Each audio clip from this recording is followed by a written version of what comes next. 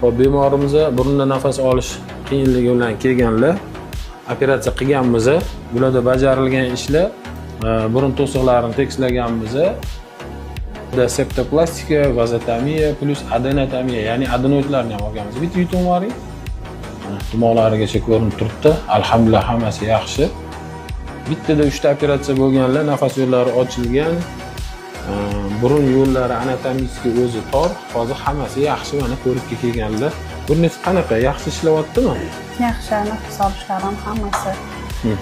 Yaxshi, oldin shu operatsiyadan oldin o'zi kechqurun uyqum yaxshi bo'lmagan, boshda og'riqlar bo'lgan. Operatsiyadan keyin hammasi yaxshi, uyqularim yaxshilandi, boshda og'riqlar yo'q hozir. Nafas olishlarim hammasi yaxshilangan. Ahvolim 100% o'zgardi. Kimga shunaqa xizmatlar kerak bo'lsa, ya'ni lor tomonlama qanaqadir kasalliklar bezovta qilayotgan bo'lsa, bemalol murojaat qilishingiz mumkin. Xudo xolasa, hammasini hal qilib beramiz.